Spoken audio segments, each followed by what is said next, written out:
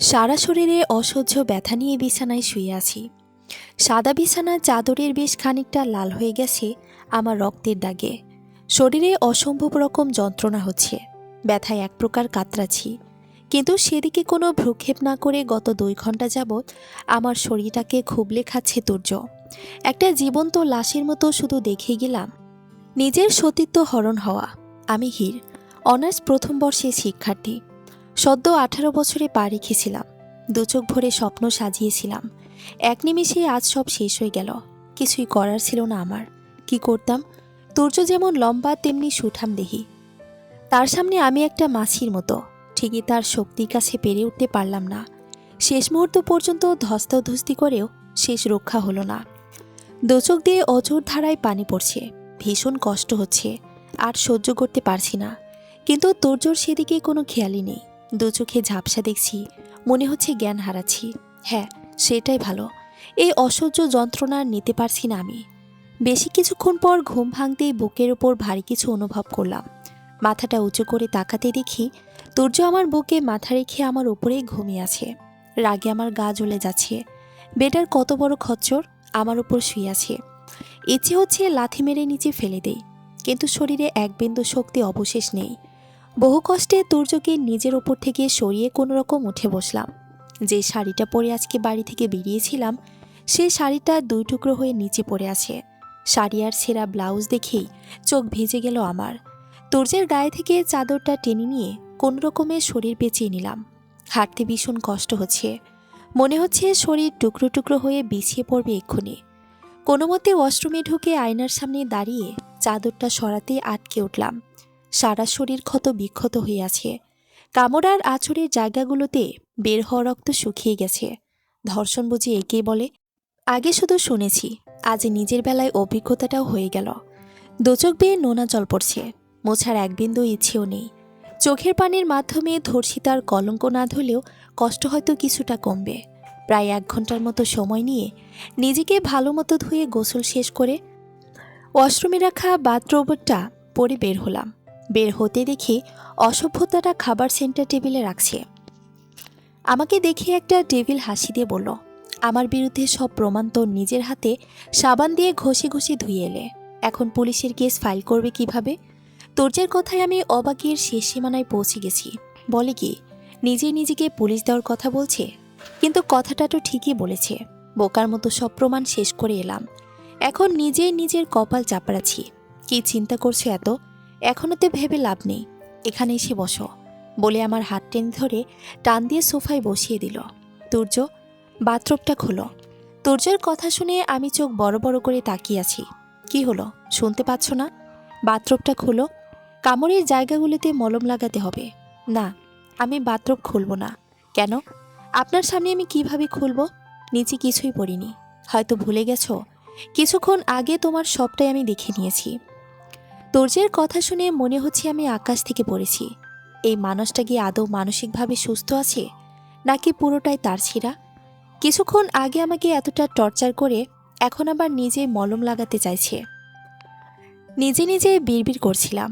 তখনই টান দিয়ে আমাকে নিজের দিকে ঘুরিয়ে বাথরুমটা খুলে কাঁধ থেকে নামিয়ে দিল তুর্য। আমি এখনও হা হয়ে আছি, আর তুর্য আমার ক্ষতস্থানে ওষুধ লাগিয়ে দিচ্ছে। এতক্ষণে ভালো করে খেয়াল করলাম লোকটাকে। মাত্রাতিরিক্ত ফর্সা লোকটা। ছেলেদের এত ফর্সা হতে নেই। বড় চুলগুলো বারবার চোখের ওপর এসে পড়ছে। ঠোঁট দুটো একদম গোলাপি রঙের। সৃষ্টিকর্তা যেন অনেক সময় নিয়ে বানিয়েছেন ওনাকে। এজন্য হাজার হাজার মেয়ের ক্রাশ। অমন হাঁ করে কি দেখছো? খেয়ে ফেলবে নাকি? তুর্যের কথা শুনে আবারও আমার চোখ বড় হয়ে গেল। খানিকটা লজ্জাও পেলাম বটে। কিছু না বলে মুখটা বন্ধ করে মাথা নিচু করে নিলাম। গোসল হয়ে বের হওয়াতে ভেজা চুলের পানি আমার শরীরে পড়ছে। ওষুধ লাগাতে লাগাতে তুর্যের হাত থেমে গেল। তার দিকে তাকাতেই দেখলাম এক দৃষ্টিতে আমার বুকের ঠিক মাঝখানে তিলটার দিকে তাকিয়ে আছে। তুর্যের চোখে এক অদ্ভুত নেশা লেগে আছে। এই একদিকে তার দৃষ্টি আমার কাছে অনেক পরিচিত মনে হচ্ছে। ভেতরটা দুমড়ে মুচড়ে যাচ্ছে। বারবার কয়েক ঘন্টা আগের দৃশ্যগুলো মনে পড়ছে। কয়েক ঘন্টার ব্যবধানে কি থেকে কি হয়ে গেল। আমার জীবনটা নিমিষেই শেষ হয়ে গেল। একটা মেয়ের অহংকার, তার সতীত্ব, সেটাই আমি হারিয়ে ফেললাম। দুঃখ বিলাস করছিলাম, তখনই আচমকা তুর্য আমাকে নিজের সাথে মিশিয়ে আমার ঠোঁট দুটো নিজের ঠোঁটের মাঝে নিয়ে নিল। আচমকা এমনটা হওয়াতে কিছুই বুঝতে পারলাম না। যতক্ষণে বুঝলাম অনেক দেরি হয়ে গেছে। নিজেকে ছাড়ানোর আপ্রাণ চেষ্টা করছি। 2 হাত দিয়ে তুর্যের বুকে কিল ঘুষি যা পারছি দিচ্ছি, কিন্তু কিছুতেই কিছু হচ্ছে না। তুর্য আরও শক্ত করে ধরল আমাকে। এখন আমি আর নড়তেও পারছি না। অসহায় হয়ে চোখে পানি ছেড়ে দিলাম। তুর্য মনের চোখে আমার ঠোঁট দুটোর স্বাদ নিচ্ছে, কিন্তু এবার তুর্যের কাছে আসাটা হিংস্র মনে হচ্ছে না। কেন যেন মনে হচ্ছে উনি ভালোবেসে অনেক আদর দিয়ে কিস করছে। কিন্তু আমার এগুলো কাটা ঘায়ে নুনের ছিটার মতো। কিছুক্ষণ এভাবেই থাকার পর তুর্য আমার ঠোঁট দুটো ছেড়ে দিয়ে আমার ঘাড়ে মুখ ডুবিয়ে দিল। হাতের বাঁধন আলগা হতেই আমি তুর্যকে এক ধাক্কা দিয়ে দূরে সরিয়ে দিলাম। এই লোকটার স্পর্শ আর সহ্য করতে পারছিলাম না আমি। ওনার প্রতিটা স্পর্শ আমাকে আবারও সেই অমানবিক অত্যাচারের কথা মনে করিয়ে দিচ্ছে। তুর্য আহত দৃষ্টিতে কিছুক্ষণ তাকিয়ে রইল আমার দিকে। এই চাহনিতে না জানি কত কষ্ট লুকিয়ে আছে। তুর্যের চোখের দিকে তাকিয়ে থাকা আর সম্ভব হলো না। কেন জানি না, বুকে চিনচিনে ব্যথা অনুভব হচ্ছে। তুর্য নিজের চোখ নামিয়ে নিল। খাবার মাখিয়ে আমার মুখের সামনে ধরল তুর্য। মুখ হলো, খাবার খেয়ে পেনকিলার খেতে হবে। তুর্যের কথায় আবারও অবাক না হয়ে পারলাম না। উনি কেমন মানুষ এই ধারণাটাই হচ্ছে না আমার। এত কেয়ার করছে আমার যে বিশ্বাসই হচ্ছে না। কিছুক্ষণ আগে এই লোকটাই আমাকে তুলে এনে জোরপূর্বক আমার সাথে শারীরিক সম্পর্ক করেছে। এক কথায় যাকে বলে ধর্ষণ করেছে। আমি মুখ না খোলাতে তুর্য জোর করে খাবার মুখে ঢুকিয়ে দিল। সরি, জোর করে খাবার ঢোকানোর জন্য। কিন্তু তোমাকে পেনকিলারটা খাওয়ানো প্রয়োজন, না হলে শরীরে ব্যথা করবে। শরীরের ব্যথাটাই বুঝি চোখে পড়ল। আমার জীবনে যে ঝড় নিয়ে এলেন সেটা। তুর্য আহমেদ চৌধুরীর সাথে একটা রাত কাটানোর জন্য মেয়েরা লাইন লাগিয়ে বসে থাকে, নিজে থেকে ধরা দেয়। আর সে তুর্য আহমেদ চৌধুরী নিজে তোমাকে আপন করে নিয়েছে। তোমার তো নিজেকে নিয়ে প্রাউড ফিল করা উচিত। আপনি যেমন আপনার কাছে ধরাও দেন, তেমন মেয়েরাও। কিন্তু আমি এসব মেয়েদের মতো নই। আমি কেমন মানে, এই যে বললে আমি যেমন তেমন মেয়েরাই আমার কাছে আসে, তো আমি কেমন একটু বলো? আপনি একটা চরিত্রহীন লোক। আপনি একটা মেয়েকে জোরপূর্বক তুলে এনে আর কথা বের হলো না মুখ দিয়ে। কষ্টগুলো দলা পাকিয়ে গলায় এসে আটকে গেছে। আমি চরিত্রহীন আর তুমি? তুমি কি ধোয়া তুলসী পাতা? তোমার আসল রূপটা আর কেউ না জানলেও আমি জানি। আর তোমার কি মনে হয় আমি তোমাকে ধর্ষণ করেছি? তুমি তো সব কিছু জেনেও কিছুই জানো না। আমার প্রতিটি স্পর্শ বৈধ ছিল। তোমাকে অবৈধভাবে আমি স্পর্শ করব ভাবলে কি করে? তুর্যর এ কথার প্রেক্ষিতে কি উত্তর দেওয়া যায় আমার জানা নেই। উনি আমার সম্পর্কে এত বাজে মন্তব্য করছেন, কিন্তু উনি তো আমাকে চিনেন না। তাহলে কেন এসব কথা বললেন? তুর্য আমাকে খাইয়ে পেনকিলার খাইয়ে দিলেন। সোফায় মাথা নিচু করে বসে আছি। তুর্য আলমারি থেকে টি শার্ট বের করছেন। এতক্ষণ শুধু একটা ছাই রঙের ট্রাউজার পরা ছিলেন। তুর্যের জিম করা বডি, তারপর থেকে ফর্সা শরীর, যে কোনো মেয়েকেই পাগল করার জন্য যথেষ্ট। কিন্তু এত সৌন্দর্য দিয়ে কী হবে যেখানে চরিত্রই ঠিক নেই? একটা মেয়ের এত বড় সম্মানহানি করার আগে একবারও চিন্তা করলো না। তোমার এখন বাসায় যেতে হবে, নাকি আমার মোহে পড়ে গেছো? কিভাবে যাব? শাড়ি ব্লাউজ তো আপনি ছিঁড়ে ফেলেছেন। বাথরুম পরে বাসায় কিভাবে যাব? বাথরুম পরে যেতে হবে না, এই শাড়িটা পরে নাও। যা যা লাগবে সবই এখানে আছে। আপনি বাইরে যান। কেন বাইরে? আপনার সামনে শাড়ি পরবো নাকি আমি? তোমার কিছু বাকি আছে যা আমি দেখিনি, তাই আমার সামনে তোমার লজ্জা না পেলেও চলবে। গা জ্বালানোর কথা বন্ধ করবেন আপনি। লজ্জা নেই আপনার, তাই না? Get ready fast. অর্ডার দিয়ে তুর্য রুম থেকে বেরিয়ে গেল। শাড়িটা হাতে নিয়ে রুমটা একটু পর্যবেক্ষণ করলাম। বেশ বড় একটা রুম। আসবাবপত্রগুলো অনেক দামি আর ক্লাসি। দেখে মনে হচ্ছে খুব শখ করে সাজিয়েছে রুমটা। খাটের পাশে টেবিলে তুর্যের একটা ছবি ফ্রেমে রাখা। তার মানে বাড়িটা এই শয়তান লোকটার। বেলা গড়িয়ে যাচ্ছে, বাড়িতে যেতে হবে জলদি। তাই চিন্তা ভাবনা বাদ দিয়ে শাড়িটা পরে নিচে নেমে গেলাম। নিচে নামতে আমি আরও আশ্চর্য হলাম। এই বাড়িতে আমি আর তুর্য ছাড়া আরও অনেকেই ছিল। দেখে মনে হচ্ছে এরা সবাই সার্ভেন্ট। কিন্তু এতগুলো মানুষ এখানে ছিল, তাহলে একটা মানুষ আমাকে বাঁচালো না কেন? সবগুলো মানুষ আমার সাথে এত বড় অন্যায় হতে দিল, কেউ একজনও বাধা দিল না? প্রশ্নটা মাথায় ঘুরপাক খাচ্ছিল। তখনই তুর্য আমার হাত ধরে টানতে টানতে বাইরে নিয়ে গাড়িতে বসিয়ে দিল। It's time to go baby. একদম উল্টাপাল্টা নামে আমাকে ডাকবেন না। তো কি নামে ডাকবো? আমার নাম হীর। 1 মিনিট, আপনি আমাকে ডাকবেনই বা কেন? কেন আমি তোমাকে ডাকবো না কেন? আপনার আমার সাথে যা প্রয়োজন ছিল সব তো শেষ। আমার সর্বস্ব তো লুটিয়ে নিয়েছেনি।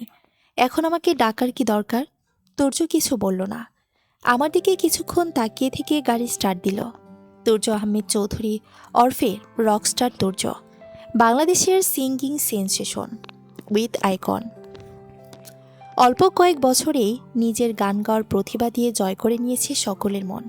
এমন না যে আমরা একে অপরকে চিনি, তবে ওনাকে চিনে না এমন মানুষ খুব কম আছে। মনে মনে সেই দিনটাকে ঘৃণা ভরে স্মরণ করছি, যেদিন এই তুর্যের সাথে প্রথম দেখা হয়েছিল। প্রায় 15 দিন আগে মামাতো বোন রহির সাথে একটা কনসার্টে গিয়েই এই মানুষরূপী পশুটার সাথে দেখা হয়েছিল। প্রথম দেখায় একবারের জন্য বুঝতে পারিনি লোকটা এতটা নীচ। বাইরে থেকে তাকিয়ে আছি, চোখ দিয়ে অনবরত পানি পড়ছে। হয়তো তুর্য কয়েকবার আমার দিকে ফিরে তাকিয়েছিল, কিন্তু আমার এই পশুর মুখটা দেখার আর ইচ্ছা নাই। আমার বাড়ির ঠিক সামনে এসে গাড়িটা থামলো। তার মানে সব কিছু প্রিপ্ল্যান্ড ছিল। আমার সব তথ্য আগে থেকে নিয়ে নিয়েছে। গাড়ির দরজাটা খুলে একছুটে বাড়ির ভেতর ঢুকে পড়লাম। হয়তো পিছন থেকে 2-1বার ডেকেও ছিল, কিন্তু তাতে আমার কিছুই যায় আসে না। বাড়িতে ঢুকতে রাহি আটকে ধরল। এত দেরি কেন হলো? আর এটা কার শাড়ি? কি উত্তর দেব? মাথায় কিছুই আসছে না। কোনোরকম অসুস্থতার বাহানা বানিয়ে ঘরে এসে দরজা লাগিয়ে দিলাম। এখন যেন আমার কষ্ট আর বাদ মানছে না। মরে যেতে ইচ্ছে করছে। নিজেকে অপবিত্র মনে হচ্ছে। গায়ের শাড়িটা টেনে খুলে আগুন লাগিয়ে দিলাম। কেন এই কাজটা করলাম আমি জানি না, কিন্তু মনে হচ্ছে শাড়িটার জায়গায় তুর্যকে জ্বালাতে পারলে অনেক শান্তি পেতাম। ওয়াশরুমে গিয়ে ঝর্ণার নিচে বসে কাঁদছি আমি। আজকে আম্মু আব্বুর কথা ভীষণ মনে পড়ছে। আজ আম্মু বেঁচে থাকলে আমার মনের কষ্টটা একটু হলে বুঝতো। সবটা তার সাথে শেয়ার করতে পারতাম।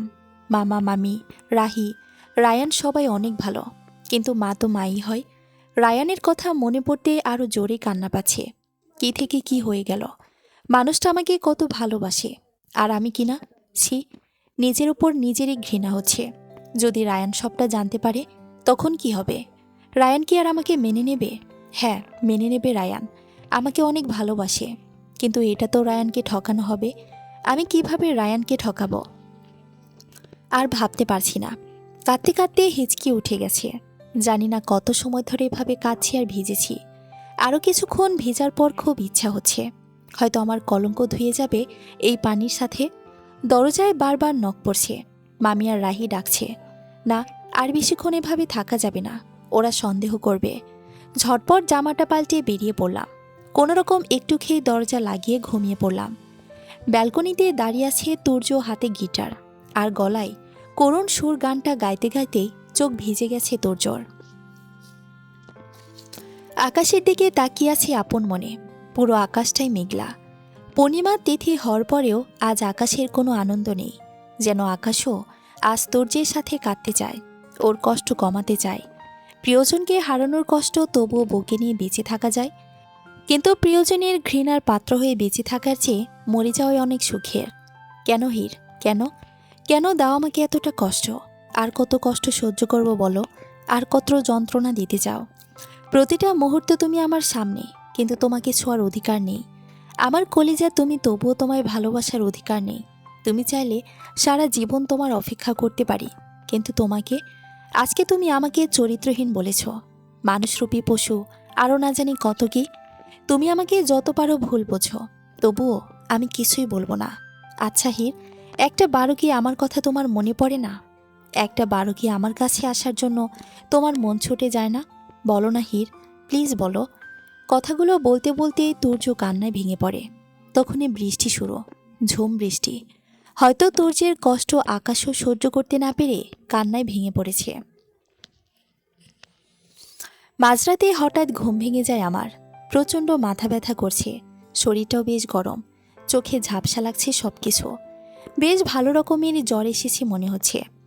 ড্রয়ার থেকে একটা জ্বরের ওষুধ খেয়ে খাটে বসে আছি। দিনে যা কিছু ঘটেছে সবটা মাথায় ঘুরছে। সবকিছু পুনরায় একবার চিন্তা করতে গেলে একটা কথা আটকে যায় মাথায়। তুর্য তখন বলেছিল তার প্রতিটি স্পর্শই বৈধ। এই কথাটার কি মানে ছিল? আমার শরীরে তার স্পর্শ বৈধ কিভাবে হবে? রায়ানকেও আজ পর্যন্ত নিজেকে স্পর্শ করতে দেয়নি। আর এই লোক, ছি, এই লোকের কথা আমি কেন ভাবছি? যার চরিত্র খারাপ, তার মুখের কথার কি সত্যতা আছে? দরজায় কড়া নড়ছে। নিশ্চিত রায়ান দেখতে এসেছে আমাকে, কিন্তু আমি এই মুখ কিভাবে দেখাবো রায়ানকে? আমার যে তার সামনে যাওয়ার সাহস নেই। কি বলবো আমি তাকে? হির, দরজাটা খুলে দে না। আর কতক্ষণ দাঁড়িয়ে থাকবো? রাহি বলল, তোর শরীর খারাপ, খোল, আমি দেখব তোর কি হলো। রায়ান ভাই, তুমি যাও তো, এখন আমাকে ঘুমাতে দাও। কান্না আটকে কথাগুলো বললাম। এমন করছিস কেন? খুল না প্লিজ, একবার তোকে দেখেই চলে যাব। এত দেখার কি আছে? যাও তো, ঘুমাও। খুলবি না? না। এই তো, আর 2 দিন তারপর দরজা কিভাবে লাগিয়ে রাখিস আমিও দেখব, আর তোর ঘুমের 12টা বাজিয়ে দেব। রায়ানের কথায় যেন আমার মাথায় আকাশ ভেঙে পড়ল। আমি ভুলে গিয়েছিলাম 2 দিন পর আমার আর রায়ানের বিয়ে। এখন আমি কি করব? আমি পারবো না রায়ানকে ঠকাতে। আমি এখন অপবিত্র হয়ে গেছি। আমি পারবো না রায়ানকে বিয়ে করতে। খুব কান্না পাচ্ছে, কিন্তু জ্বরের মাত্রা অনেক বেড়ে গেছে। তাকিয়ে থাকতে কষ্ট হচ্ছে। কখন যে ঘুমিয়ে পড়েছি খেয়াল নেই। বেশ কিছুক্ষণ বৃষ্টিতে ভেজার পর রুমে চলে এলো তুর্য। রুমের লাইট অন করে রুমের দেয়াল ভর্তি লাগানো হীরের ছবিগুলোর দিকে তাকিয়ে আছে তুর্য। তুমি আমাকে ভুল বুঝো না হীর, আমি কখনোই তোমার ক্ষতি চাইনি, কিন্তু আজ আমি সত্যি নিরুপায় ছিলাম। আমি বেঁচে থাকতে কি করে তোমাকে অন্য কারো হতে দিতাম বলো? তুমি যে আমার নিঃশ্বাসে আটকে আছো। তোমাকে হারালে আমি নিঃশ্বাস নিতেও পারবো না। জানি না তোমাকে কিভাবে বোঝাবো, কিন্তু ওয়াদা করছি তোমার প্রতি করা সব অন্যায়ের প্রতিশোধ নেব। আমিও তোমার ওপর থেকে অনেক অন্যায় করেছি, তার পেছনের সব কারণ তোমাকে বোঝাবো। তুমি শাস্তি দিলে মাথা পেতে নেব, কিন্তু তোমাকে হারাতে পারবো না। আমার স্পর্শে আজ তোমার ঘৃণা হচ্ছে, তাই না হীর? জানো হীর, খুব কষ্ট হচ্ছে। বুকের বাপাসটা পুড়ে ছাই হয়ে যাচ্ছে। আমি তোমার কোনো সর্বনাশ করিনি হীর। কথাগুলো বলতে বলতে তুর্য জ্ঞান হারিয়ে ফেলে। সকালে ঘুম থেকে উঠতেই দেখি প্রচণ্ড মাথা ব্যথা করছে। জ্বরের কারণে এমনটা হয়েছে বুঝতে পেরেছি।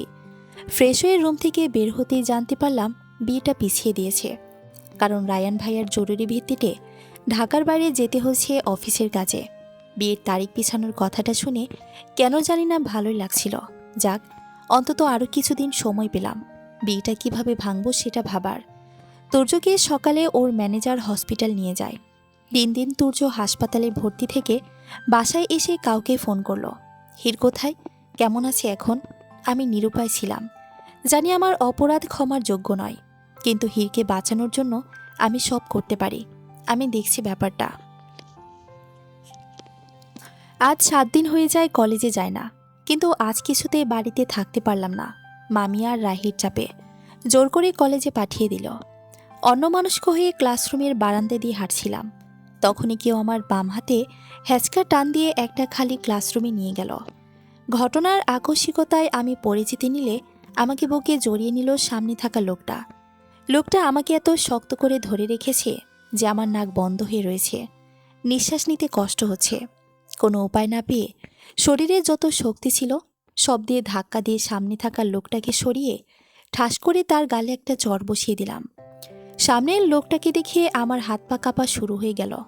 তুর্য আমার সামনে দাঁড়িয়ে আছে অগ্নিচক্ষু নিয়ে, যেন এক্ষুনি চোখ থেকে আগুন বের হবে আর আমি জ্বলে যাব।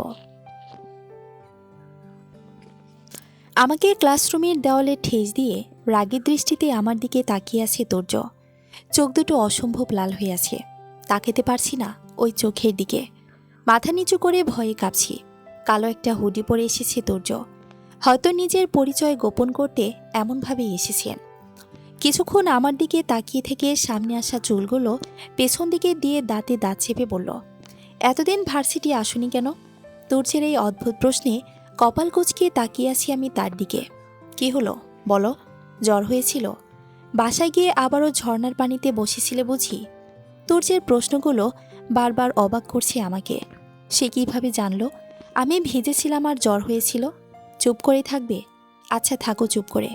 আমি যেই কাজে এসেছি সেটা করে নে।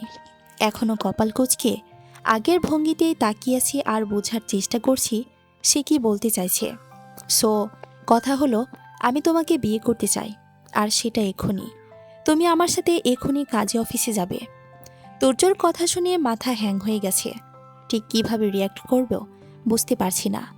আমার এভাবে তাকিয়ে থাকা দেখে হয়তো সে কিছু বুঝেছে, যার জন্য আমার হাত ধরে টানতে লাগলো। এবার যেন আমার হুঁশ ফিরে পেলাম।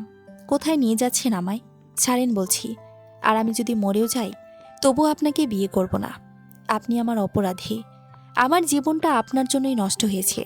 আপনি ভাবলেন কি করে যে আমি আপনার মতো একটা ধর্ষককে বিয়ে করব?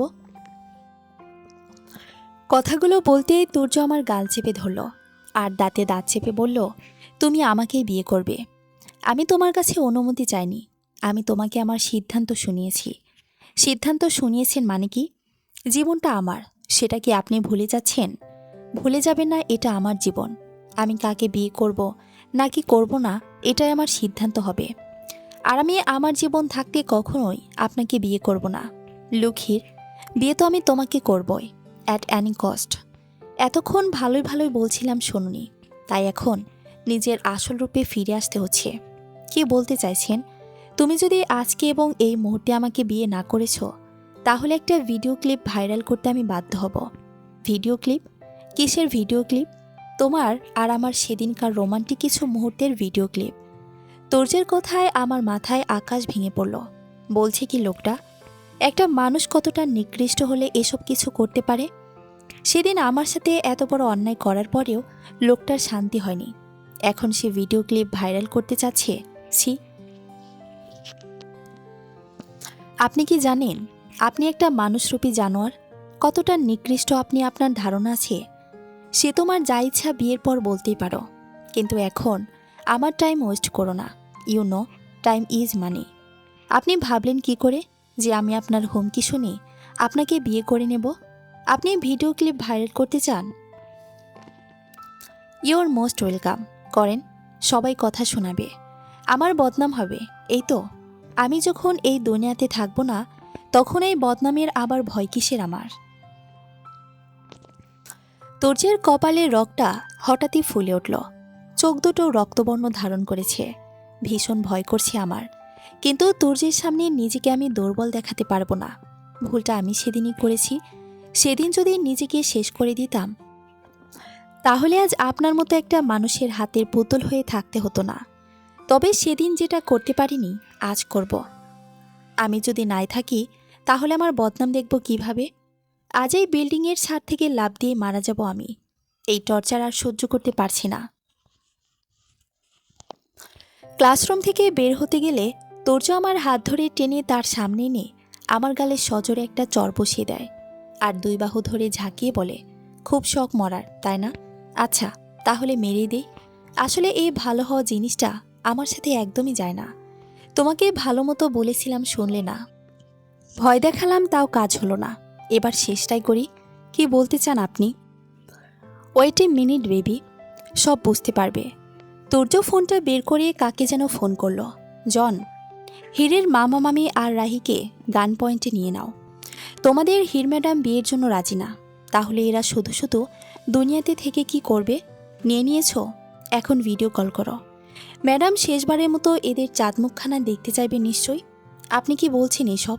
মামা মামি রাহিকে গান পয়েন্টে মানে? ওদের ছেড়ে দিন। ওদের সাথে আপনার কোনো শত্রুতা নেই, ওদের ছেড়ে দিন। এখন তুর্যর মোবাইলে ভিডিও কল এলো আর মোবাইলটা তুর্য আমার সামনে ধরলেন। মামা মামি রাহি সবাই অবচেতন অবস্থায় আছে, আর 4-5 জন গার্ড ওদের মাথায় পিস্তল ধরে দাঁড়িয়ে আছে তুর্যর একটা ইশারার অপেক্ষায়। আমি কি করব বুঝতে পারছি না। ছোটবেলায় মা বাবাকে হারানোর পর থেকে এই মানুষগুলোই আমার সব। আমার নিজের স্বার্থের জন্য আমি এই মানুষগুলোকে মরতে দিতে পারি না। আর কিছু না ভেবে কাঁদতে কাঁদতে তুর্যের পায়ে পড়ে গেলাম। ওদের প্লিজ কিছু করবেন না, আমি আপনার সব কথা মানতে রাজি। প্লিজ ওদের ছেড়ে দিন তুর্য।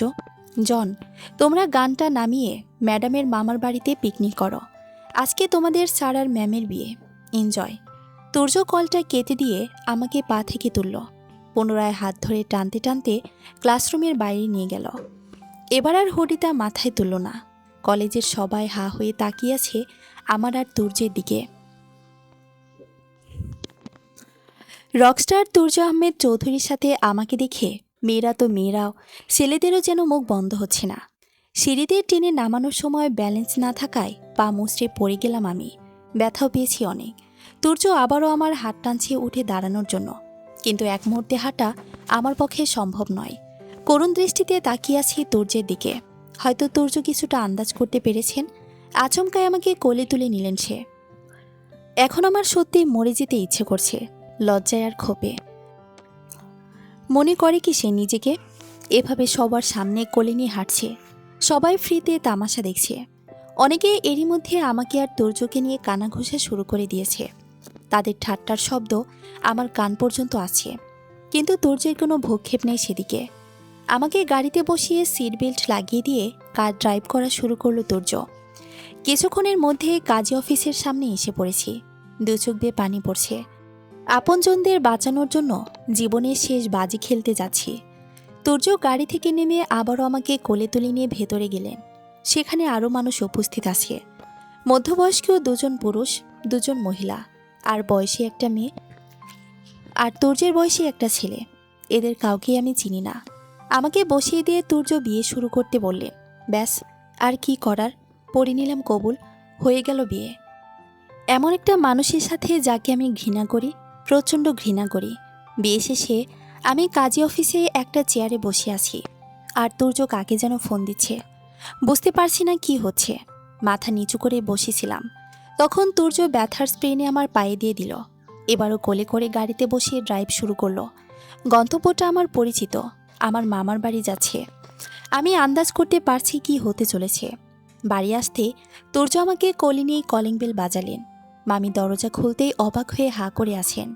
আমি কিছু বলতে যাব তার আগেই তুর্য বলল, রাহি, হিরকে ওর ঘরে নিয়ে যাও, আর ওই প্রয়োজনীয় জিনিসগুলো প্যাক করে দাও। আমরা এখনই বের হব। হির, তোমার কাছে জাস্ট 10 মিনিট সময় আছে। যা দরকার নিবে। 10 মিনিটের 1 সেকেন্ড সময় বেশি হলেও এর ফল ভালো হবে না। তুর্যের কথায় আমি অনেক ভয় পেয়ে যাই, আর রাহিকে ধরে ধরে রুমে গিয়ে জিনিস গোছাতে থাকি, আর সব বলতে থাকি রাহিকে। রাহি তেমন রিয়েক্ট না করলেও বাইরে থেকে অনেক চেঁচামেচির শব্দ আছে। নিশ্চিত মামি সব জেনে গেছে। মামির আবার কি দোষ? কালকে পর্যন্ত তার ছেলের সাথে আমার বিয়ে ঠিক ছিল, আর আজকে আমি অন্য কারো বউ। তাদের কাউকে না জানিয়ে একা বিয়ে করে নিয়েছি। তারা অনেক কষ্ট পেয়েছে জানি, কিন্তু আমি যে নিরুপায় ছিলাম। কোনো কিছু না বলে বেরিয়ে এলাম। ঠাস করে একটা চর পড়ল গালে। চরটা মামি দিয়েছে। আমার কিছুই বলার নেই, মাথা নিচু করে আছি। মামি আরেকবার হাত উঁচু করলেন চর মারার জন্য, কিন্তু সেটা গালে পড়ার আগেই তুর্য মামির হাত ধরে ফেলেন। Don't you dare. এখন হির শুধু আপনার ভাগ্নি নয়, আমার বউ, মিসেস হির তুর্য আহমেদ চৌধুরীও। আর মিসেস তুর্যের গায়ে হাত তোলার সাহস এই তুর্য আহমেদ কাউকে দেয়নি। আপনাদের কাছে দোয়া নিতে এসেছিলাম, যেটা হয়তো এখন আর পাবো না। তাই এখানে সময় নষ্ট করে কোনো লাভ নেই। চলো হির।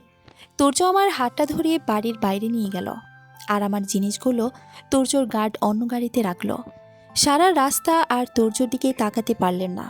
এত ঘৃণা হচ্ছে এই লোকটার প্রতি যে মনে হচ্ছে এর সাথে থাকার চেয়ে গলায় দড়ি দেওয়া অনেক ভালো। গাড়ি এসে থামলো বিরাট বড় একটা বাড়ির গেটে। কিন্তু এই বাড়িটা সেই বাড়ি না যেটাই সেদিন আমাকে তুলে আনা হয়েছিল। বাড়ির দরজার সামনে অনেকগুলো মানুষ দাঁড়িয়ে আছে। এই মানুষগুলোই কাজী অফিসে ছিল। হয়তো এরাই তুর্যের পরিবার। তুর্য আমাকে কোলে নিয়ে বাড়ির ভিতর ঢুকলো। ভেতরে ঢুকতেই উপস্থিত মানুষগুলো আমার সাথে কথা বলা শুরু করে দিল। কেউ জিজ্ঞাসা করছে আমি কেমন আছি, কেউ ঠিকমতো আসতে পেরেছি কিনা, আবার কেউ পায়ে ব্যথা কিভাবে পেলাম। কিন্তু এই মানুষগুলোর কথা বলার ধরন দেখে মনে হচ্ছে এরা আমাকে অনেক আগে থেকেই চেনে, কিন্তু আমি তো এদের কখনো দেখিও নি। আমি চুপচাপ বসে আছি, কারো কোনো প্রশ্নের উত্তর না দিয়ে। তখন একজন মহিলা আমার কাছে এসে আমাকে জড়িয়ে ধরল। ইনি কাজী অফিসে ছিলেন না। আমার কাঁধে একটু ভেজা ভেজা মনে হচ্ছে। তাহলে কি এই আন্টি কান্না করছে আমাকে ধরে? কেমন আছিস হির? আজ কতদিন পরে দেখলাম তোকে। অনেক শুকিয়ে গেছিস আগের চেয়ে। হ্যাঁ রে হির, তোর কি আমার কথাও মনে নেই? এতক্ষণ এই আন্টির দিকে তাকিয়েছিলাম। হঠাৎ তার মুখে এই কথা শুনে মাথাটা কেমন ঘুরে উঠল। আমি তো আপনাকে চিনি না। কে আপনি? আমার প্রশ্নে মনে হচ্ছে মহিলা অনেক কষ্ট পেলেন, কিন্তু আমি তেমন কোনো খারাপ কথাই বলিনি। আর কিছু বলার আগেই তুর্য সেখানে চলে এলেন। আম্মু, তোমরা কি শুরু করেছো বলো তো? এসব কথা পরে হবে। হীরা এখন আমার সাথে রুমে যাবে। তুর্যের কথায় যেন সবাই অনেকটা অবাক হলো।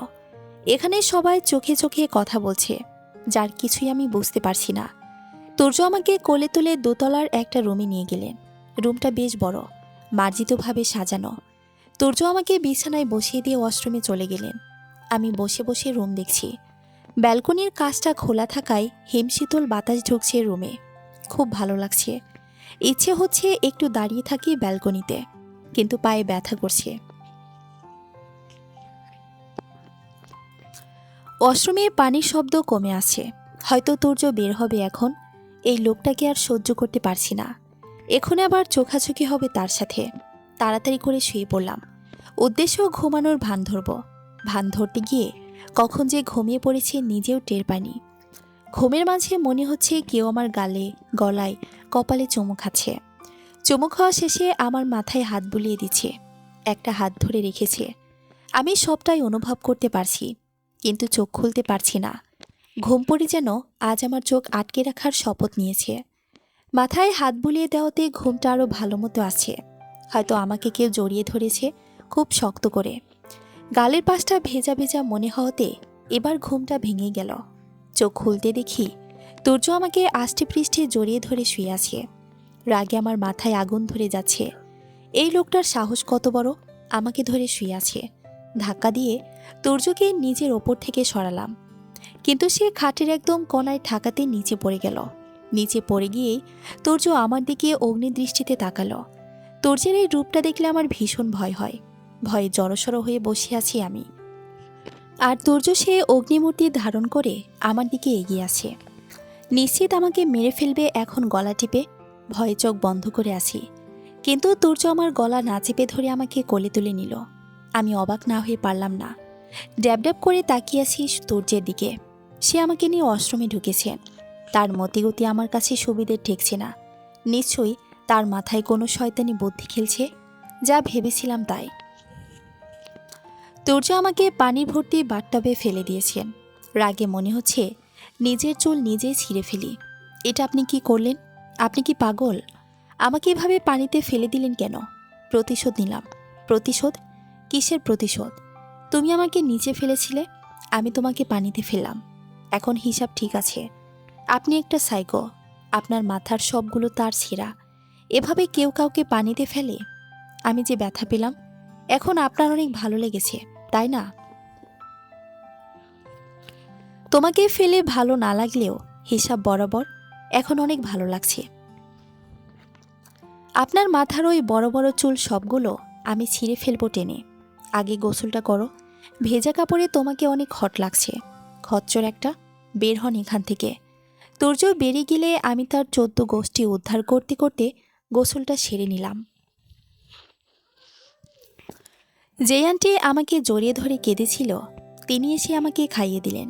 সে কথায় কথায় বললেন তিনি তুর্যের মা, তনিমা চৌধুরী। কাজে অফিসে থাকা লোকগুলোর মধ্যে তুর্যর বাবা তিয়াস চৌধুরী, ছোট চাচা চাচি আর একমাত্র ফুপি কাকলিও ছিলেন। খাওয়ানো শেষে তনিমা আন্টি আমার মাথায় হাত রেখে বললেন, মারে, আমার তুর্যটা একটু রাগী, কিন্তু ও মানুষটা খারাপ না। তুই ওকে একটু সময় দে। এমন ভাবিস না যে আমি এখানে তুর্যের সাফাই গাইতে এসেছি। আমি তোর জন্যই এসেছি। জানি তুর্য যা করেছে সেটা অনেক খারাপ একটা কাজ। আন্টির কথা শুনে আমার লজ্জায় মরে যেতে ইচ্ছা করছে। আন্টি কি সবটা জানে সেদিন কি হয়েছিল? মাথা নিচু করে সবই ভাবছিলাম। আন্টি আবার বলতে শুরু করলো, তোকে এভাবে জোর করে বিয়ে করাটা তোর যে উচিত হয়নি। তোর মামা মামির সাথে কথা বলে নেওয়ার দরকার ছিল। আন্টির কথায় আমি হাঁপ ছেড়ে বাঁচলাম। যাক, আন্টি কিছুই জানে না। আন্টি, আপনি চিন্তা করবেন না, সব ঠিক হয়ে যাবে। আন্টি, কাকে বলছিস? আমি তোর মা হই, বুঝলি? মা ডাকটা শুনে ভেতরটা মুচড়ে উঠল। না জানি কত বছর হয়ে যায় মাকে হারিয়েছি। আমার তো মায়ের চেহারাটাও মনে নেই। মা বেঁচে থাকলে বুঝতে পারতাম আমি কার মতো দেখতে হয়েছি। আমি আস্তে করে একবার মা বলে ডেকে উঠলাম। মা আমাকে আবারও বুকে জড়িয়ে নিল। মা এবার কেঁদে উঠলেন। কেন জানি না, আমারও ভীষণ কান্না পাচ্ছে। আপনা আপনি চোখ দিয়ে পানি পড়ছে। মাকে জড়িয়ে ধরে হু হু করে কেঁদে উঠলাম। মা আমার কপালে চুমু দিয়ে আমাকে আদর করে দিলেন। আজ যেন অনেক বছর ধরে শুকনো থাকা মরুভূমিতে কেউ মমতার বর্ষণ করল। রাতে তুর্যের বোন তাসফি আমার সাথে দেখা করতে আসে। মেয়েটা আমার বয়সী হলেও আমার থেকে কিছুটা ছোট।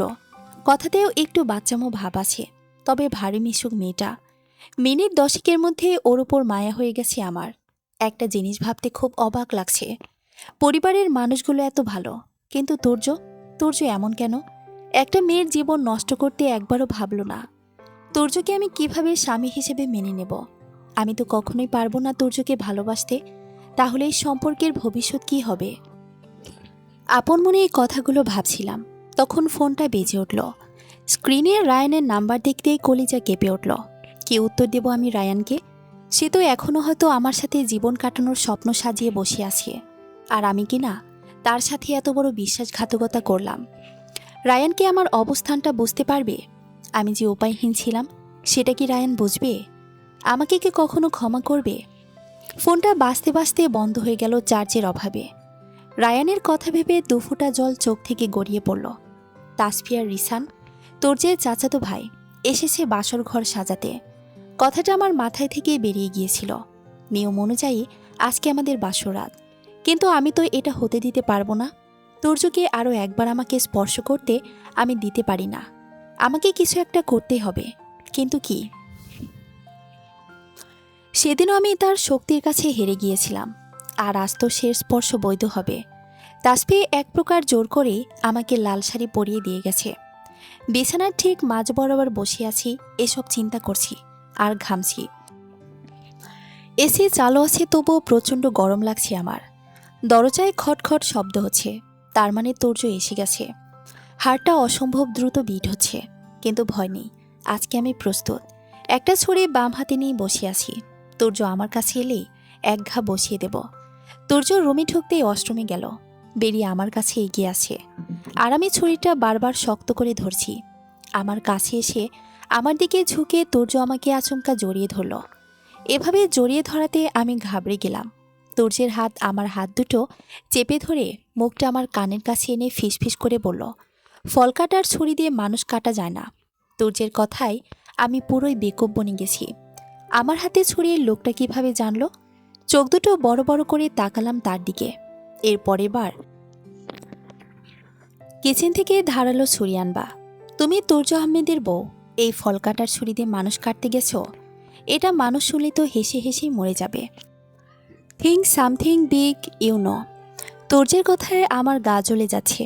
একে তো এত টর্চার, আবার এমন গা জ্বালানো কথাবার্তা।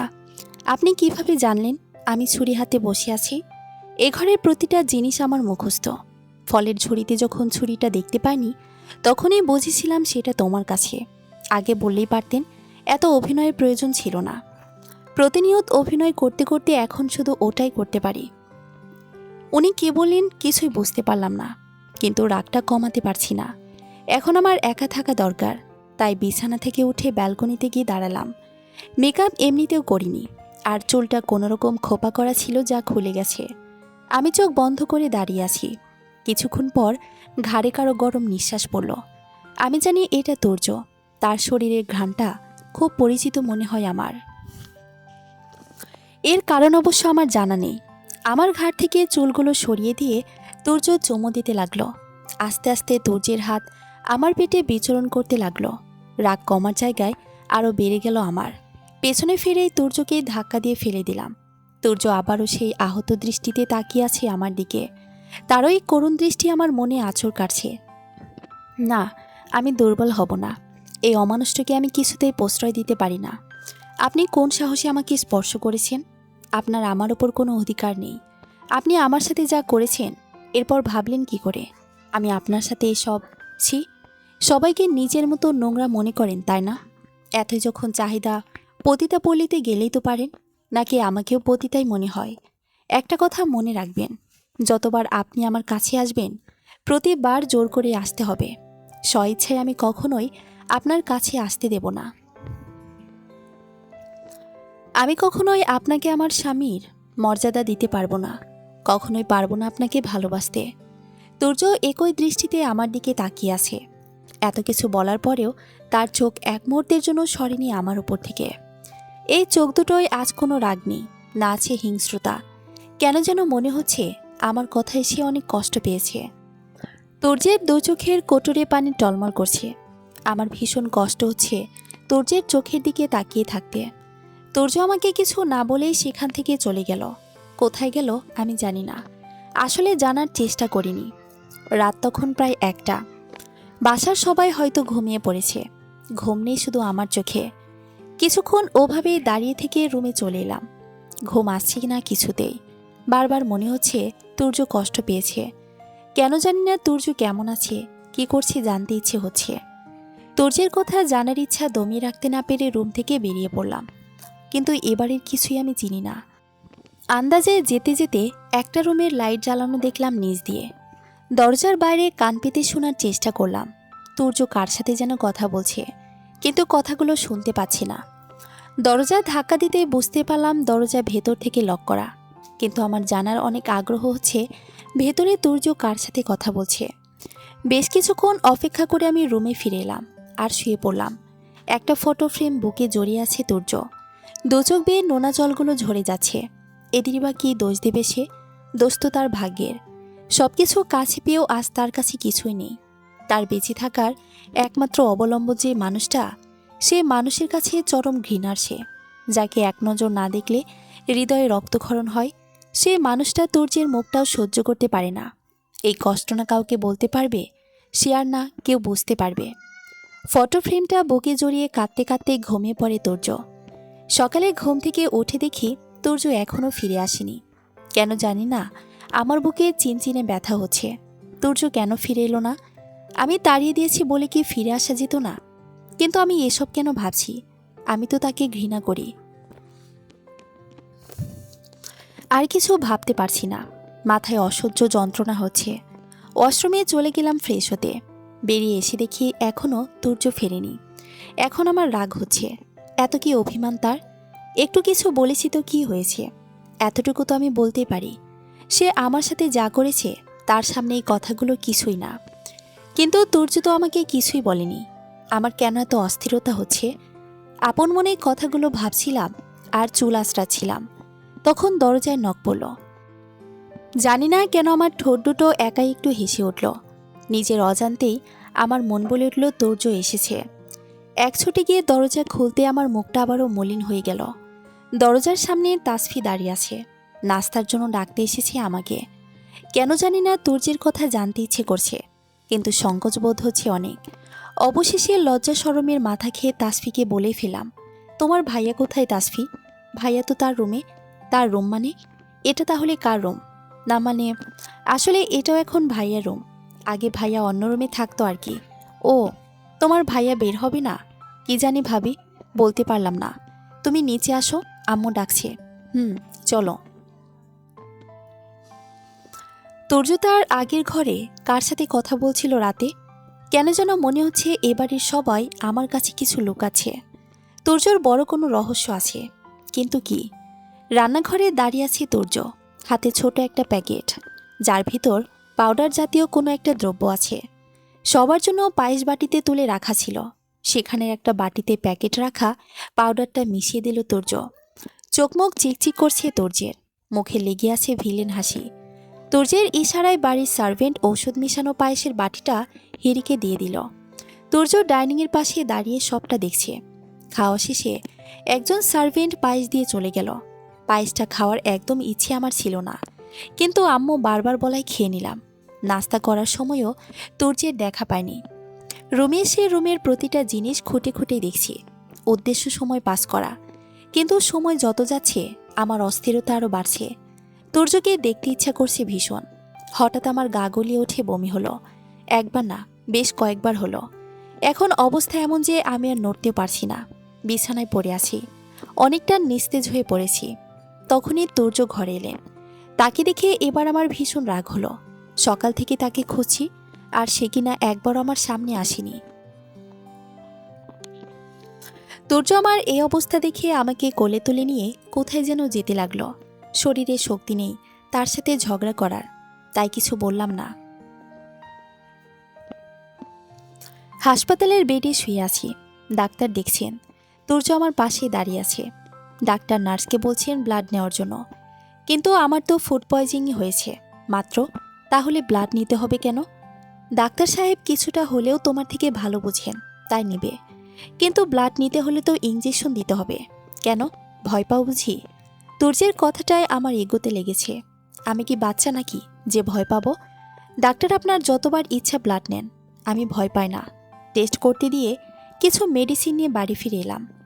সারাটা বিকেল ঘুমিয়ে থেকে সন্ধ্যায় চোখ মিলতে দেখি তুর্য আমার মাথার কাছে বসে আছে। নেশা ধরনার চোখে আমার দিকে তাকিয়ে আছে সে। তার চোখ দুটো আমাকে কিছু বলতে চাইছে মনে হচ্ছে, কিন্তু এই ভাষাটা আমি পড়তে পারছি না।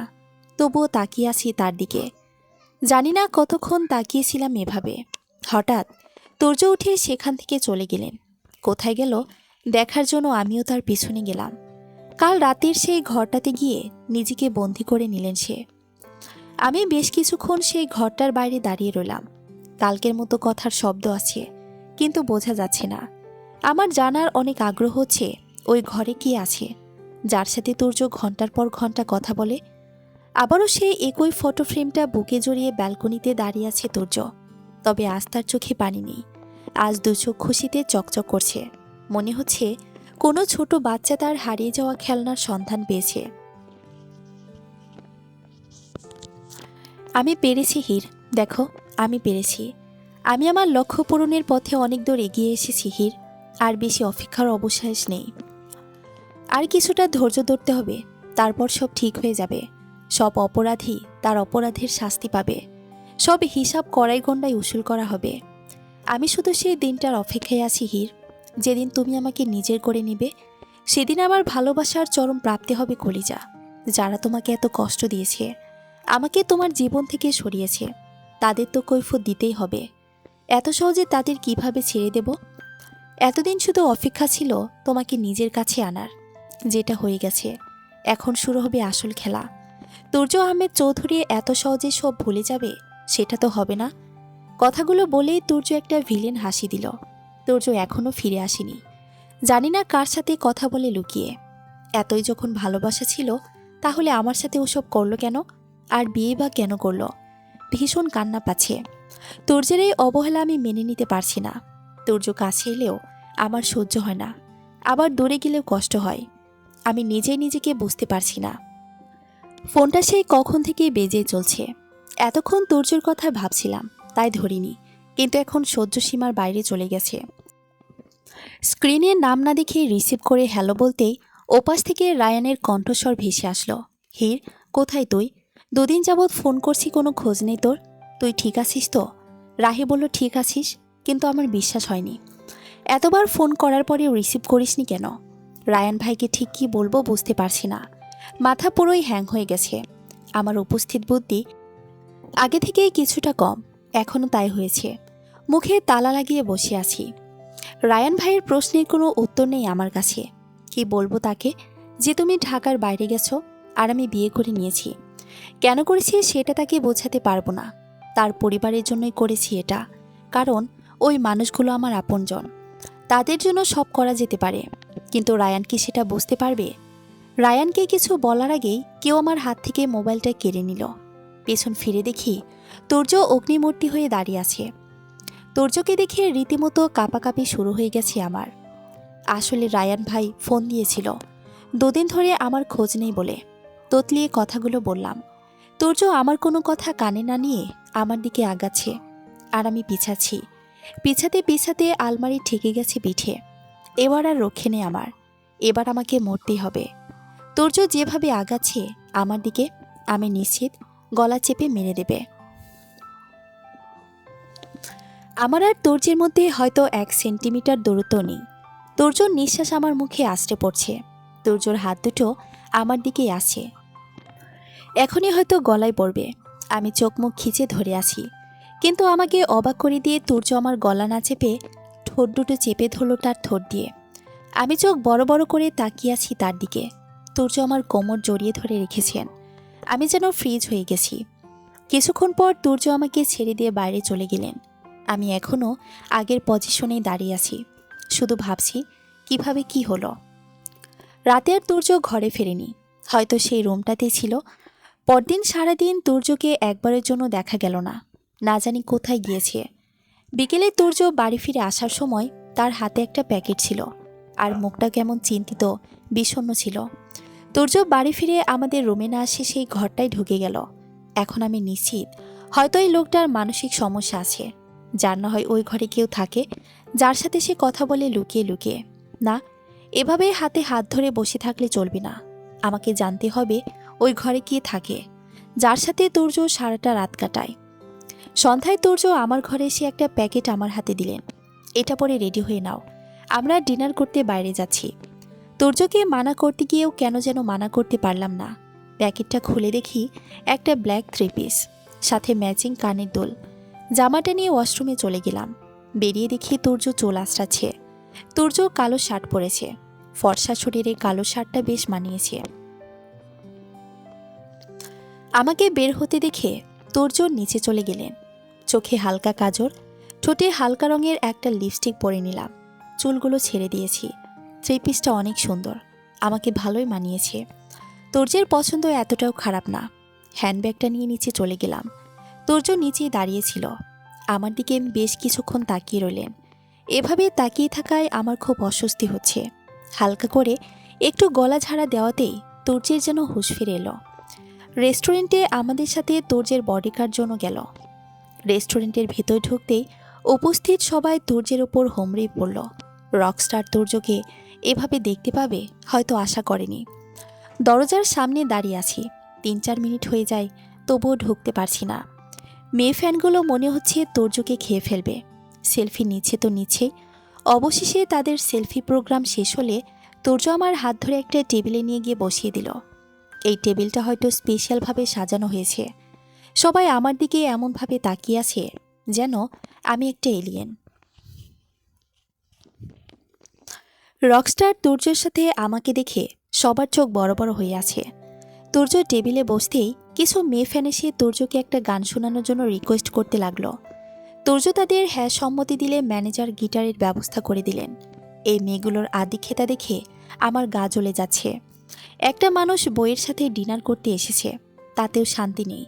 তুর্য গিটার হাতে নিয়ে সেন্টারে গিয়ে বলল, এখন আমি যে গানটা গাইব সেটা আমি ডেডিকেট করতে চাই আমার লাভলি ওয়াইফকে। তুর্যের কথা শুনে ওর ফ্যানরা মনে হচ্ছে আকাশ থেকে পড়ল। সবাই অবাক হয়ে জিজ্ঞাসা করল, বউ মানে? তুর্য, আপনি বিয়ে করেছেন? ইয়া, মিট মাই লাভলি ওয়াইফ হির। আমার দিকে ইশারা করে সবাই আমার দিকে তাকিয়ে আছে। হির শুধু আমার বউ নয়, আমার বেস্ট ফ্রেন্ড, আমার ছোটবেলার না, টিনেজের ভালোবাসা, আমার জীবন, আমার কলিজা, আমার হির। এ লোকটা পারেও বটে। কত সুন্দর সাজিয়ে গুছিয়ে মিথ্যা বলছে, বিয়ে করলো জোর করে, আবার আমি নাকি তার ছোটবেলার টিনেজের ভালোবাসা। একটা মেয়ে কান্না শুরু করে দিয়েছে তুর্যের বিয়ের কথা শুনে। আমার কেন জানি না খুব হিংসে হচ্ছে মেয়েগুলোর প্রতি। কেমন চিপকে দাঁড়িয়ে আছে তুর্যের সাথে। তুর্য গিটারে সুর তোল, আমিও তাকিয়ে আছি তুর্যের দিকে। করতালির শব্দে আমার ধ্যান ভাঙল। গালে হাত দিয়ে বুঝতে পারলাম গাল ভিজে গেছে চোখের পানিতে। তার মানে কি আমি কাঁদছিলাম? কিন্তু আমি কেন কাঁদব? তুর্যের দিকে ভালো মতো তাকিয়ে দেখলাম তুর্যের চোখও ভেজা। তবে কি তুর্যও কাঁদছিল? এসব কি হচ্ছে? তুর্য সবাইকে বিদায় জানিয়ে টেবিলে এসে বসে পড়ল। মুখে হাসি লেগে থাকলেও তুর্যের চোখ দুটো টলমল করছে। আমি স্পষ্ট দেখতে পাচ্ছি তুর্য কান্না চেপে রেখেছে। কিন্তু কেন? ডিনার শেষে বাড়ি ফিরে তুর্য আমার রুমে এসেছে। বারবার জানতে ইচ্ছা করছে তুর্য তখন কেন কাঁদছিল, কিন্তু সাহসে কুলাতে পারছি না। ফ্রেশ হয়ে বেরিয়ে আসতে তুর্য বলল, হির, তুমি কি রেগুলার কোনো মেডিসিন নাও? হঠাৎ তুর্যের এই প্রশ্নে আমি কপাল কুঁচকে তার দিকে তাকিয়ে আছি। প্রশ্নটার কোনো যুক্তি খুঁজে পেলাম না। কেন বলুন তো? না, আসলে ডাক্তার তোমার মেডিকেল হিস্ট্রি জানতে চায়। তোমার এমন হঠাৎ এত বমি হওয়া ডাক্তারের কাছে একটু উদ্ভট মনে হয়েছে, তাই সে জানতে চায় আর কি। ও হ্যাঁ, প্রতিদিন রাতে আমি একটা ওষুধ খাই। কোন রোগের ওষুধ এটা তো আসলে আমার না, মনে নেই কোন রোগের, কিন্তু ওষুধটা খেলে খুব ভালো ঘুম হয়। তাই বুঝি? হুম। কালকে সকালে একটু দিও তো ওষুধটা, ডাক্তার দেখবে। আচ্ছা, দিয়ে দেব। তার আগে একটা প্রশ্নের উত্তর চাই। বলো। পূর্ব দিকের ঘরটা কার, যেটাতে আপনি প্রতিদিন থাকেন? আমার প্রশ্নে যেন তুর্য অনেকটাই বিচলিত হলেন। কেমন যেন অস্থির অস্থির লাগছে তুর্যকে। তিনি ইনিয়ে বিনিয়ে বললেন, ওটা আমারই ঘর। তোমার সামনে থাকলে তোমার প্রবলেম হয়, তাই ওই ঘরেই থাকি। তুর্যের প্রশ্নের উত্তরে আমি সন্তুষ্ট না। আমি নিজে তাকে কথা বলতে শুনেছি। আমি নিশ্চিত তুর্য কিছু একটা লুকাচ্ছে আমার কাছে। রাত 2টা বাজে। আমার চোখে ঘুম নেই। তুর্য ঘুমিয়ে পড়েছে, এই অপেক্ষাতেই ছিলাম আমি। এখন আমি এই ঘরটাতে কে আছে সেটা দেখতে যাব। যেই ভাবা সেই কাজ। চলে গেলাম ওই ঘরটার সামনে। দরজায় অনেকক্ষণ যাবৎ ধাক্কা মারছি, কিন্তু পাজে দরজাটা খুলছে না। এবার আমার অনেক রাগ উঠেছে। শেষবারের মতো জোরে একটা ধাক্কা দিলাম। ধাক্কাটা জোরে থাকায় দরজাটা খুলে গেল, কিন্তু ব্যালেন্স করতে না পেরে আমি মেঝেতে পড়ে গেলাম। উঠে দাঁড়িয়ে সুইচ বোর্ড খুঁজতে লাগলাম। ভাগ্যক্রমে পেয়েও গেলাম। লাইট জ্বালিয়ে পেছন থেকে ঘুরতেই আমি আশ্চর্য হয়ে গেলাম। পুরো ঘর ভর্তি আমার আর তুর্যের ছবি। আমার ছবি বেশি, তুর্যের সাথে ছবি আসে বেশ কয়েকটা। কিন্তু প্রশ্ন হলো, আমি তো এই ছবিগুলো কখনোই তুলিনি, তাহলে এগুলো কিভাবে এলো? আমার ছবিগুলো যদি লুকিয়েও তোলা হয়, তাহলে তুর্যের সাথে ছবিগুলো কিভাবে সম্ভব? তুর্যের সাথে কখনোই এভাবে ছবি তুলিনি আমি। ছবিগুলোর দিকে আর তাকিয়ে থাকতে পারছি না। মাথায় অনেক ব্যথা করছে, মাথাটা চেপে ধরে আছি। এই ঘরটাও বেশ পরিচিত মনে হচ্ছে। মনে হচ্ছে এই ঘরে অনেকবার এসেছি আমি, কিন্তু এই ঘরটাতে আজকে প্রথম এলাম আমি। ব্যালকনিতে কারা যেন দাঁড়িয়ে আছে, একটা ছেলে আর একটা মেয়ে। জোরে জোরে হাসছে মেয়েটা, আর বারবার ঢলে পড়ছে ছেলেটার বুকে। ওরা আমার দিকে এগিয়ে আছে। এখন আমার অনেক ভয় করছে, মাথায় অসহ্য যন্ত্রণা হচ্ছে, চোখ দুটো কেমন ঝাপসা হয়ে আছে। চোখ খুলতে দেখি তুর্য আমার পাশে বসে আছে। আমার হাত নিজের হাতের মুঠোয় নিয়ে চারপাশটা তাকিয়ে দেখলাম আমি আমার ঘরেই আছি। কিন্তু এটা কিভাবে সম্ভব? আমি তো ওই ঘরটাই ছিলাম। এক লাফিয়ে বিছানা থেকে নেমে পড়লাম। আমাকে এমন হুড়মুড়িয়ে উঠতে দেখে তুর্য অনেকটা ঘাবড়ে গেছে। কি হলো তোমার, এইভাবে উঠলে যে? আমাকে এই ঘরে কে এনেছে? আমি তো ওই ঘরটাতে ছিলাম। এই ঘরে কে এনেছে মানে? এটা তোমার ঘর, তুমি কি ভুলে গেছো? তুমি এই ঘরেই থাকো। আমি কিছু ভুলিনি। আমার এটাও ভুলিনি যে কাল রাতে আমি ওই পূর্ব দিকের ঘরটাতে গিয়েছিলাম। কিন্তু আমি এখানে কিভাবে এলাম? আর ওই ঘরে আমার ছবি কি করে এলো? কী সব আবোল তাবোল বকছো? তুমি এই ঘরে ঘুমিয়েছিলে রাতে, আর এখন উঠেছ? না, আপনি মিথ্যা বলছেন। এবারের সবাই আমাকে মিথ্যা বলেছে। আপনারা আমার কাছে অনেক কিছু লুকিয়েছেন। শান্ত হও হীর, কিছুই লুকায়নি আমরা। তোমার স্ট্রেস হয়েছে আর কিছুই না। আমি প্রমাণ করছি, চলেন আমার সাথে। হীর, স্টপ, দাঁড়াও হীর। না, আজকে আমি সব জেনেই ছাড়ব। ওই ঘরটাতে আমার আর আপনার ছবি কোথা থেকে এলো? আপনি আমার এত কাছে কবে এলেন? আমার সব জানতে হবে। এগুলো ভ্রম তোমার হীর, এগুলো সত্য নয়। আপনি দরজাটা খুলুন। ধাক্কা দিতে দরজাটা একাই খুলে গেল, কিন্তু ভেতরে ঢুকতেই আমি আরেক দফা আশ্চর্য হলাম। ঘরে আমার একটাও ছবি নেই, যা কয়েকটা আছে তুর্যর একার। আমি পুরো রুম তন্ন তন্ন করে খুঁজলাম, কিন্তু আমার একটাও ছবি পেলাম না। এবার কেমন জানি নিজেকেই পাগল পাগল মনে হচ্ছে। তার মানে কি আমি সবটাই স্বপ্ন দেখেছিলাম, নাকি যা দেখেছিলাম সত্যি ছিল? এই ছেলেটার মেয়েটা সবাই কি আমার ভ্রম ছিল? আবারও মাথাটা ভারী ভারী মনে হচ্ছে, চোখ দুটো ঝাপসা হয়ে আসছে, মনে হচ্ছে জ্ঞান হারাচ্ছি। বিছানায় শুয়ে আছে হীর, পাশের তুর্য বসে আছে, আর ডাক্তার হীরকে দেখছেন। তুর্য, তোমার ছবিগুলো আগে সরিয়ে নেওয়া উচিত ছিল। হীর ছবিগুলো না দেখলে এমন হাইপার হতো না। আসলে ডক্টর, আমি ভাবিনি যে হীর রাতে ওই ঘরে যাবে চেক করার জন্য। ভালো তো মাঝরাতে আমার ঘুম ভেঙে যায়। হীরকে ঘরে না পেয়ে খুঁজতে খুঁজতে ওই ঘরে গেলে দেখি হীর অজ্ঞান হয়ে পড়ে আছে। হীর এখন স্বাভাবিক নেই। তুর্য, তোমার এটা বুঝতে হবে। ওই মেডিসিনগুলো হীরের অনেক ক্ষতি করেছে। এজন্য ওর আর তোমার ছবিগুলো দেখে ও জ্ঞান হারিয়ে ফেলেছে। আমি আগেই ধারণা করেছিলাম হীরের স্মৃতিশক্তি লোপ পাওয়ার পিছনে অ্যাক্সিডেন্ট না, অন্য কোনো কারণ রয়েছে। কিন্তু কেউ এত নিখুঁত প্ল্যানিং করে আমার হীরকে আমার কাছ থেকে দূরে সরিয়ে দেবে ভাবতে পারিনি। এগুলো মনে করে কষ্ট পেও না। যা হবার হয়ে গেছে, এখন হিরকে সুস্থ করাটাই আসল। যে ওষুধটা হির প্রতিদিন নিত, ওটা আমি পাল্টে এর জায়গায় অন্য ওষুধ দিয়ে দিয়েছি। ওই ওষুধটা হিরের স্মৃতি ফিরিয়ে আনবে আর হিরকে স্বাভাবিক করে তুলবে। ধন্যবাদ ডক্টর, আপনার এই উপকার আমি কখনোই ভুলতে পারবো না। এটা আমার দায়িত্ব ছিল ইয়াংম্যান। হিরকে ঘুমের ওষুধ দেওয়া হয়েছে। তোর্য সেই ঘরটাতে গিয়ে আলমারি থেকে একটা ফটো অ্যালবাম বের করলো। প্রথম ছবিটিতে একটা কিশোর ছেলের কোলে একটা 2 বছরের মেয়ে বসে আছে। ছবিটা দেখে তোর্য হেসে ফেল। অ্যালবামটা বিছানায় রেখে দিয়ে একটা সিগারেট ধরিয়ে ব্যালকনিতে গিয়ে দাঁড়ালো তোর্য। সিগারেটের ধোঁয়ার সাথে মিশিয়ে অতীতের স্মৃতিগুলো ভেসে আছে চোখের সামনে। তোর্যর বাবা তিয়াস চৌধুরীর একমাত্র বেস্ট ফ্রেন্ড সিরাজ মাহমুদের মেয়ে হির। তোর্যর যখন 9 বছর বয়স, তখন হীরের জন্ম হয়। ছোট্ট হীরকে হাসপাতালে সবার আগে কোলে তুলে নিয়েছিল তোর্য। হীরের নামটাও তোর্যই রেখেছিল। সিরাজ মাহমুদ অনাগত মেয়ের নাম সায়নী রাখতে চেয়েছিলেন, কিন্তু তার মেয়ের হবু জামাই নিজের বইয়ের নাম নিজেই রেখে দিয়েছিলেন। এ নিয়ে অবশ্য দুই পরিবারই খুশি ছিল। হাসপাতাল থেকে যেদিন হীরকে বাড়ি নেওয়া হচ্ছিল, সেদিন তোর্য জিদ করেছিল তার বউকে সে তার সাথে নিয়ে যাবে। তোর্য তখন ছোট থাকায় বউ বা বিয়ে জিনিসটা বসত না, কিন্তু সেই ছোট্ট হীরের মায়ে পড়ে গিয়েছিল সে। সেই মায়া সময়ের সাথে সাথে কখন যে ভালোবাসায় পরিণত হয়েছে কে জানে। হীরের বয়স যখন 9 বছর, সে তখন পুতুল খেলে। ভালোবাসা, বিয়ে, স্বামী এসব তার কাছে ভারী ভারী শব্দ মাত্র। কিন্তু তোর্য তখন নিজের কিশোর ফেলে মাত্রই যৌবনের পা রেখেছে। সেসব জানে, সব বুঝে ভালোবাসা কী জিনিস। 9 বছরের একটা বাচ্চা মেয়ের জন্য তার মন কাঁদে। হীরকে না দেখে একদিনও থাকাও তার কাছে ভীষণ কষ্টের। হীরকে দেখার লোভ সামলাতে না পেরে প্রতিদিন হীরের স্কুলে গিয়ে দাঁড়িয়ে থাকত তোর্য। স্কুল ছুটি হলে হীরকে নিয়ে ঘুরতে যাওয়া, রাতভর হীরের কথা ভাবা যেন তোর্যের প্রতি দিনকার রুটিনে পরিণত হয়েছিল। ফলশ্রুতিতে তোর্যের পড়ালেখা অনেক হাম্পার হচ্ছিল। রেজাল্টও খারাপ হয়। তিয়াস চৌধুরী ভীষণ রাগী মানুষ হওয়াতে তিনি এটা মানতে পারেননি। সিদ্ধান্ত নেওয়া হলো তোর্যকে লন্ডন পাঠিয়ে দেওয়া হবে হায়ার স্টাডিজের জন্য। বাকি সবাই মানলেও মানতে পারেনি তোর্য আর হীর। হীর ছোট থাকলেও আদর জিনিসটা সেও বুঝত।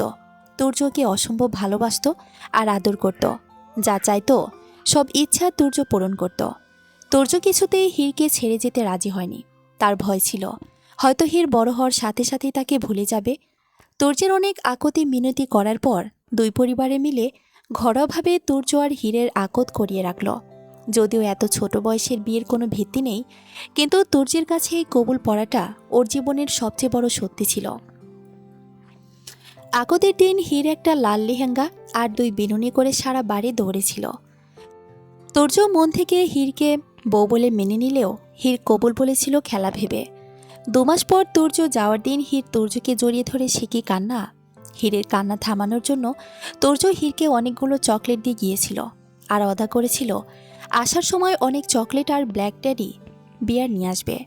এয়ারপোর্টের সামনে দাঁড়িয়ে অনেকক্ষণ তাকিয়েছিল তোর্য হীরের দিকে। আর হীর চকলেট খেতে খেতে ফর্সা মুখখানা চকলেটের কালার বানিয়ে ফেলেছিল। চলে গেল তোর্য ভিন দেশে। হয়ে গেল আলাদা দুজনে। 3-4টা সিগারেট প্রায় শেষ তোর্যের। তখনই তাসফির ডাকে অতীত থেকে ফিরে আসে। ভাইয়া, ভাবির ঘুম ভেঙে গেছে, তুই যা, আমি আসছি। সিগারেটের শেষ টান দিয়ে নিচে ফেলে পা দিয়ে আগুন নিভিয়ে দিল তোর্য। এখন আবার অভিনয়ের পালা। ঘুম থেকে উঠে বসতেই তোর্যকে পাশে দেখলাম। তার মানে আমি স্বপ্ন দেখছিলাম, কিন্তু স্বপ্নটা আমার কাছে সত্যি মনে হয়েছিল। তোর্য আমাকে খাবার খাইয়ে দিয়ে ওষুধ হাতে দিলেন। এটা কিসের ওষুধ? এটা ডাক্তার দিয়েছেন, তোমার শরীর খুব দুর্বল হতে। তোর্য কিছুটা বিচলিত হলেন আমার প্রশ্নে, কিন্তু কেন জানি না তাকে বিশ্বাস করতে ইচ্ছে হচ্ছে।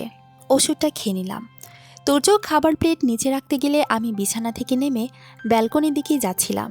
তখন নিচ থেকে চেঁচামেচির শব্দ আসতে লাগলো। কি হয়েছে জানার জন্য নিচে নামতেই বুকটা ছ্যাদ করে উঠল আমার। রায়ান ভাইয়া দাঁড়িয়ে আছে আমার সামনে।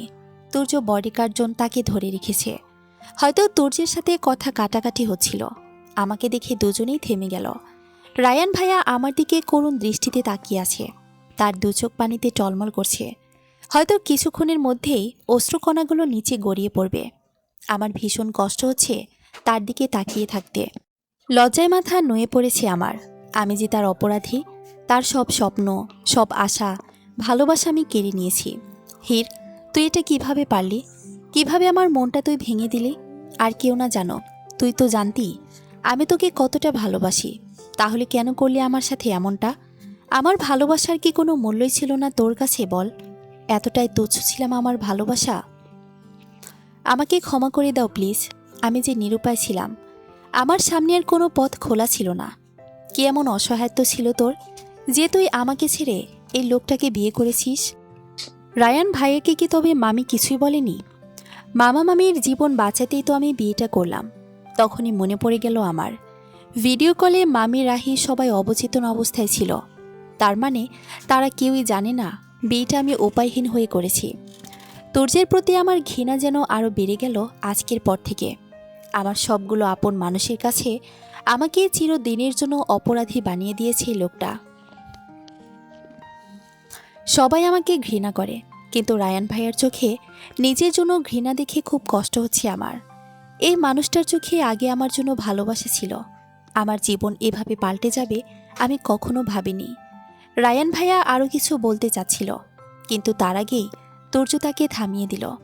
লুক রায়ান, তোমার সাথে ঝগড়া করতে চাই না, কিন্তু আমার ওয়াইফকে নিয়ে এসব কথা বললে আমি সহ্য করতে পারবো না। হীর আমার বউ, ওকে ভালোবাসার অধিকার একমাত্র আমার। সেই অধিকারের ভাগ তো দূরে থাক, সিটে ফোটাও আমি কাউকে দিতে প্রস্তুত নই। সো নেক্সট টাইম থেকে একটু সাবধান। হীরের রিলেটিভ হিসেবে এ বাড়িতে আসবা, and you are most welcome. কিন্তু হীরের লাভার হয়ে আসতে চাইলে I won't tolerate. Now you can go. Rayan ভাইয়া কিছু বলতে গিয়েও থেমে গেলেন। আমার দিকে এক পলক তাকিয়ে বেরিয়ে গেলেন। আমি সেভাবে দাঁড়িয়ে রইলাম। কিছু করার নেই আমার। নিজেকে নিজের কাছে নিকৃষ্ট মনে হচ্ছে। বিকেলে বাসার সবাই ড্রয়িং রুমে বসে আড্ডা দিচ্ছে। আমিও বসেছিলাম, তবে শুধুই বসে আছি, তারা কথা বলছে আমি শুনছি। রিসানার বাবা অফিসের কাজ করছে, আর তুর্য ল্যাপটপে মুখ গুজে কি যেন করছে। তখনই একটা মেয়ে ঝড়ের বেগে এসে তুর্যকে জড়িয়ে ধরল। ঘটনার আকস্মিকতায় সবারই মুখ হা হয়ে গেছে। দেখে বোঝা যাচ্ছে আশ্চর্য হয়েছে প্রচুর, কিন্তু সবার থেকে আমি বেশি আশ্চর্য হয়েছি কে এই মেয়েটা যে অন্য একজনের স্বামীকে আষ্টেপৃষ্ঠে জড়িয়ে ধরে আছে। মেয়েটার উপর কেন জানি না প্রচণ্ড রাগ হচ্ছে। জড়িয়ে ধরেছে তো ধরেছেই, ছাড়ার নাম নেই। পরপুরুষের সাথে এত চিপকানোর কি দরকার? যত সব জানে তুর্যের বউ আছে, তারপরেও এমনভাবে ধরে রেখেছে। মেয়েটা তুর্যকে ছেড়ে দাঁড়াতেই ফুপি আম্মু এসে মেয়েটাকে জড়িয়ে ধরে কান্না করে দিল। ফুপি আম্মু সরে যাওয়ার পর একে একে সবাই মেয়েটাকে জড়িয়ে ধরতে লাগলো। আর আমি হ্যাবলাকান্তের মতো দৌড়ে দাঁড়িয়ে সবটা দেখছি। তবে দেখে মনে হচ্ছে মেয়েটা এদের রিলেটিভ হবে। সবার সাক্ষাৎ পর্ব শেষ হলে ফুপি আম্মু মেয়েটাকে আমার সামনে নিয়ে এলো। হীর, ওর নাম কিয়ারা, আমার মেয়ে, আজকে লন্ডন থেকে ফিরল। এতক্ষণে বুঝতে পারলাম কাহিনী, মেয়েটা তুর্যের বোন। আর আমি কিনা কি কি ভাবছিলাম। কেমন আছো হীর? আমি ভালো আছি আপু, তোমার কি খবর? আর খবর? তুর্য একা একা বিয়ে করে নিল, আমাকে একবার বলল না ভালো কিভাবে থাকি বলো। আমি কিছু বলার আগেই তুর্য বলে উঠল, হীর তোর ভাবি হয় কিয়ারা, ওর নাম ধরে বলছিস কেন? হীর আমার বয়সে অনেক ছোট, তাই ওর নাম ধরে ডেকেছি। কিন্তু আমি তোর বড়, তাই আমার বউকে ভাবি বলে ডাকবি। হীর ভাবি এখন ঠিক আছে? তুর্য ঘরে চলে গেল। কিয়ারা তুর্যের যাওয়ার দিকে এক দৃষ্টিতে তাকিয়ে আছে, আর আমি কিয়ারার দিকে। কেন যেন ওর তাকিয়ে থাকাটা আমার কাছে স্বাভাবিক মনে হচ্ছে না।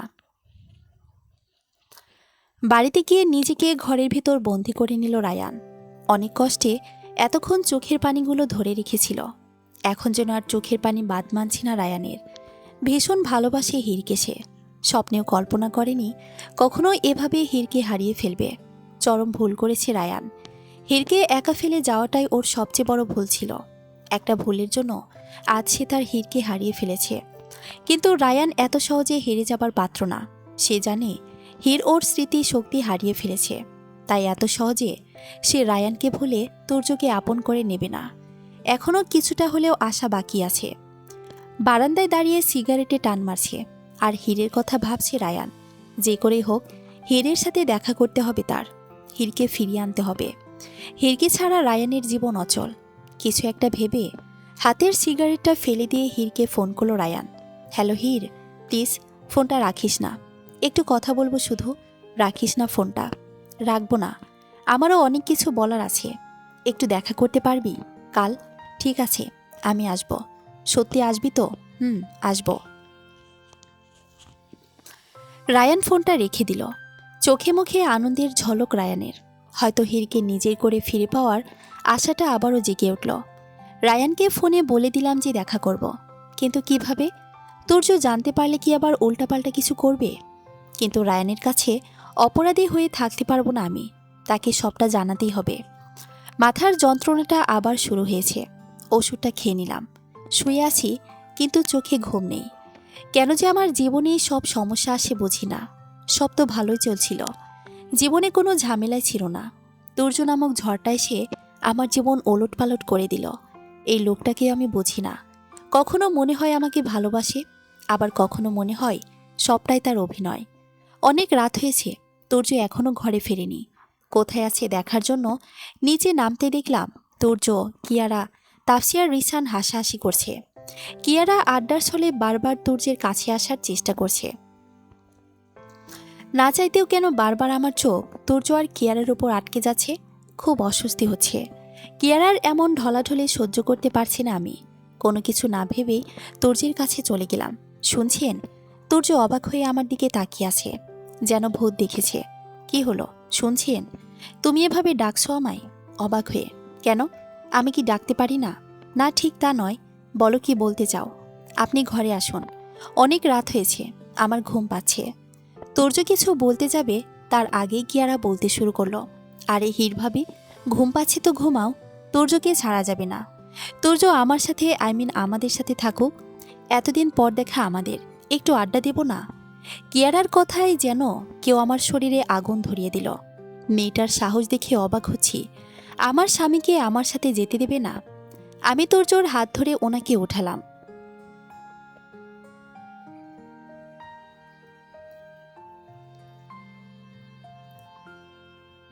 চলবে গল্প সেই তুমি, প্রথম পর্ব। পরবর্তী পর্ব পড়ার আমন্ত্রণ রইল। ধন্যবাদ সবাইকে।